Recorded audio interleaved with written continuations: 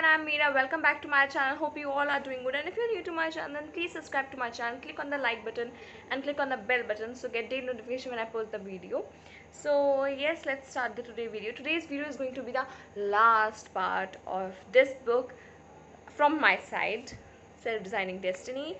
And this book is done a lot of with us, like बहुत सारी अपनी teachings और गाइडेंस इस बुक ने हमें प्रोवाइड करी है, जैसे कि मैंने अपनी पार्ट 1 और पार्ट 2 वीडियो में बनाया था, and this is the part 3 video.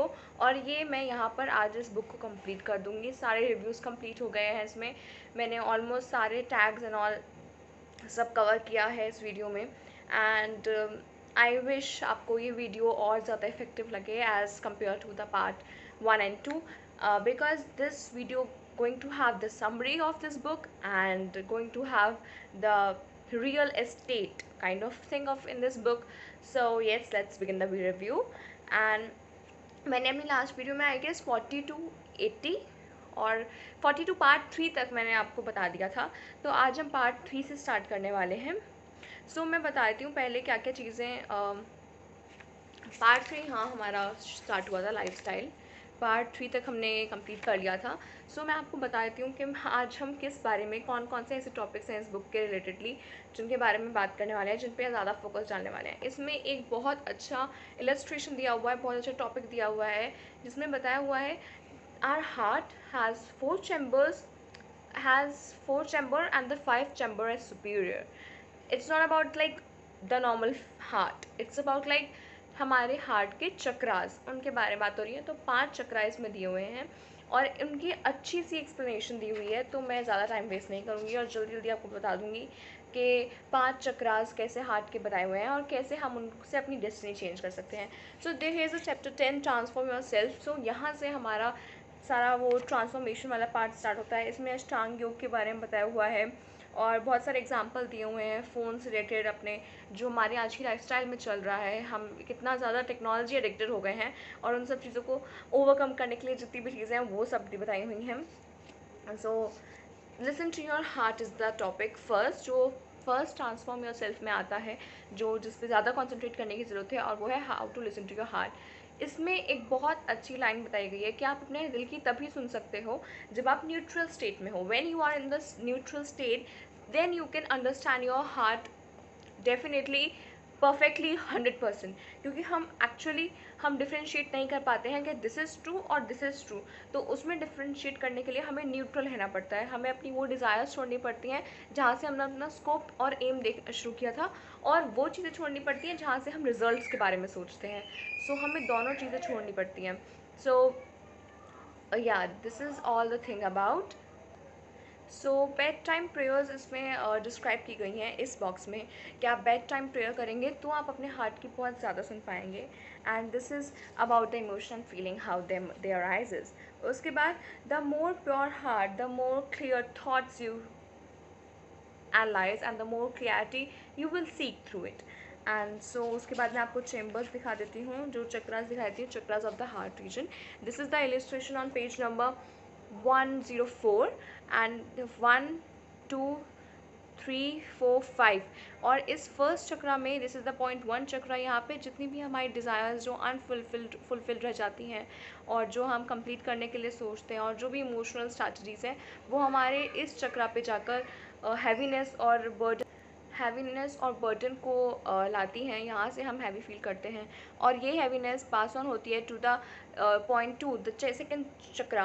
And ये हमारा जनरली फियर और ड्रीम्स और फेथ इन सब को कलेक्ट करता है। उसके बाद हमारा, मैं इनको समराइज़ करके बता रही हूँ, जस्ट इनके मीनिंग्स बता रही हूँ आपको। इसको अब्जॉर्ब करने के लिए, इसको थॉरली पढ़ने के लिए आपको इसको बुक को पढ़ना ज़रूरी है।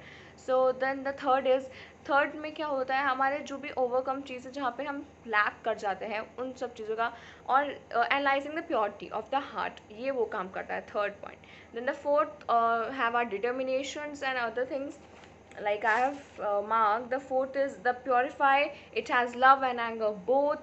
And the fifth one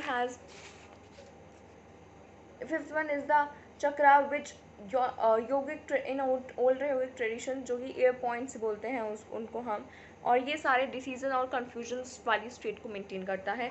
तो दीज आर द चक्रास, और ये चक्रास का इसमें जो हमारे हेड मेंटेलिटी है उन पे भी बहुत अच्छा वो बताया हुआ है इनका effect. So they are link up between the 2 points and this is a very good I find in this. So उसके बाद मेरिट के पॉइंट ए और point A B C D, ये वाले इलस्ट्रेशन है, इसको भी आप पढ़ेंगे तो you will find better. This is about how A B C D helps you to have stuck to your goals and how to meditate properly. So this is about the thing, and finding the total measurement of happiness. Can you see this page? See, this is the finding of happiness, and it says when happiness equals to number of desire fulfilled upon total number of desires. So that's what the happiness, how to calculate your happiness. Then hairs the para, वो जिसमें बताया गया है कि criticism is good. Actually हम लोग बोलते रहते हैं stop criticising people, stop criticising people, but actually criticism is the building stairs to make people more aware about their things, to make them more good about their things, ताकि वो और gripping कर पाए अपने काम पे और अच्छे हो पाए। I know in some cases criticising just broke the heart and just broke the confidence, but still there's a hope, like criticism show you the mirror actually. अगर आपका नहीं मिरर होगा तो किसी और के लिए मिरर होगा, but it is a mirror. So next is actually the fact is I truly do not say that कि I do not find it, मैं भी सहमत नहीं हूँ इस पॉइंट से, बट यहाँ बोला गया है और मैं कन्विंस्ड हो पाई हूँ कुछ हद तक, जो मैं आपको बता रही हूँ. सो सॉरी अगर आपको लगे कि I am just praising criticism. I'm not doing that. So next speak with love, इसमें बताया हुआ है, ये लास्ट पोर्शन है लव इस बुक का जो मैं कवर कर रही हूँ. उसके बाद इसमें एक और चैप्टर है destiny, but it's okay, I am not going to just, क्योंकि मैंने उसका इंट्रोडक्शन पार्ट 1 में दे दिया था, तो I am not going to cover it in this part. So this is the last topic I am going to talk about, love. And love states that in younger children we always say, the elders always say, सब बड़े लोग ये बोलते हैं कि बच्चों को तमीज़ नहीं है, जो छोटे छोटे बच्चे हैं, आजकल के छोटे बच्चे तो बहुत तेज़ हो गए हैं ये वो. But the thing is when you treat them with the respect, छोटे बच्चों को कभी रिस्पेक्ट नहीं देता, even they are taken for granted. उनकी डिमांड्स तो पूरी हो जाती हैं जस्ट बिकॉज, क्योंकि वो झिक झिक झिक झिक करते रहते हैं, इसलिए डिमांड पूरी हो जाती है, क्योंकि वो इतने ज़िद्दी होते हैं, इतने ज़िद्दी बन चुके होते हैं, they used to cry a lot, so इसलिए उनकी डिमांड्स पूरी की जाती हैं. But the thing is there is respect issues and we take them for granted. उनको प्यार देने की जगह हम उनको चीज़ों से उनको फुलफिल करने की कोशिश करते हैं, उनके जो एम्प्टी स्पेस होता है उनके हार्ट में, because they are kids man and they don't know anything about the love and anger and anything else. They only know, they only attracts what attracts them. So that's about the point. उनसे भी आप करके बात करनी चाहिए, तो ये इस पेज में बहुत अच्छे से बताया हुआ है. उसके बाद में आप जो भी खाएंगे, eat with love, because when you eat with love, so it will very effective for you. And so there's a breathing and just finish the book. So here's the last review of this. I hope you will like this, and thank you for watching. And if you haven't subscribed yet, then please subscribe to my channel and share and like and hit the bell icon and tell me what you feel about this book review. I really felt very good while I'm reviewing that. So